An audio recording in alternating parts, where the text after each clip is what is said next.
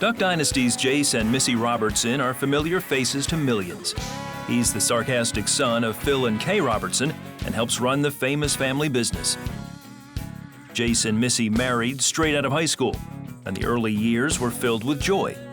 First, they welcomed their son Reed into the family, and later Cole. A few years later, they decided to have another baby, and that's when the challenges started. And it took us almost a year to get pregnant.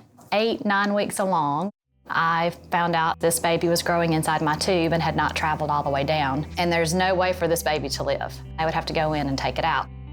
She soon healed and 3 months later was pregnant again. But there were serious complications. I did not receive RhoGAM after my miscarriage, and I am A negative, and any woman with negative blood knows they have to have a RhoGAM shot to equalize their blood for future pregnancies. Doctors told Jase and Missy there was only a 1% chance this baby would live. My body was going to push this baby out. I was told the goal is to get this baby to 26 weeks before we have to take this baby from your body. That was not something I wanted to hear after having a miscarriage.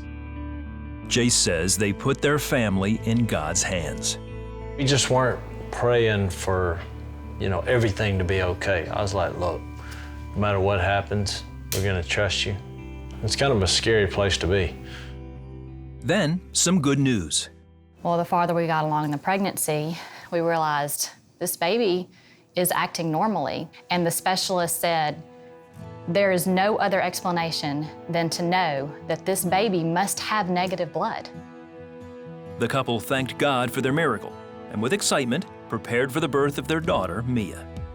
31 weeks, we went in for the fun 4D ultrasound to see the baby's face and noticed that something was a little off about her facial features.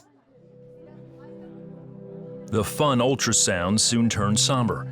Doctors analyzed the video and gave the Robertsons bad news. For one thing, we know just from looking that it's a cleft lip and possibly a cleft palate, but there's no way to know that until the baby's born. Jase and Missy were shocked. They knew nothing of the condition and were unsure of Mia's future. Well, the day she was born, it really was just kind of chilling. When I saw her, in my mind, I thought, okay, this is severe. Then, all of a sudden, she was kind of struggling to breathe, and then just panic ensued. Doctors made Jase leave the room. As he walked out, he again called on God in prayer. Please let her live. We've gone through all this. I was thinking, give her to us and we will do our best. Mia was a fighter, and after doctors discovered fluid on her lungs, she left the NICU within the week. Thrilled to have her home, Jase and Missy realized the struggle was far from over. Without a palate, Mia could not feed properly. The first 2 weeks, I don't think we slept over an hour at a time because she was always choking.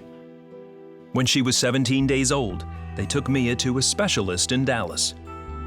They created what we call like a fake palate, and it's like a roof of their mouth until they're old enough and can handle that palatal surgery. However, that sounds great, but that was the worst day of my life. It was bad. I was real emotional when she was born. Now we haven't had any rest. We walk in there, and this doctor shoves this plaster in her mouth. Like way too much and way too forceful.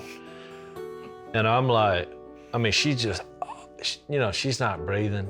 And then it didn't come out right, so then he's like, we got to do this again. That's when my big rock left the room. I was this close. I was this close to hitting that guy right between the eyes. And so, I went to the parking lot, and I bawled like a baby. I was like, this is going to be difficult, just to have to watch this, To this day, that difficulty has not stopped.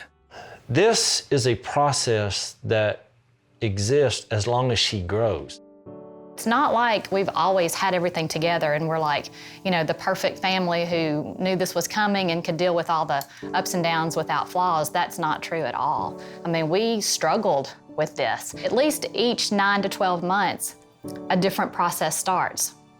You got to give me a week. Once that process, I have a week of trying to deal with it, grieving, trying to figure out, because it's a change of lifestyle sometimes for her. She can't be active and play like other children because she's wearing devices.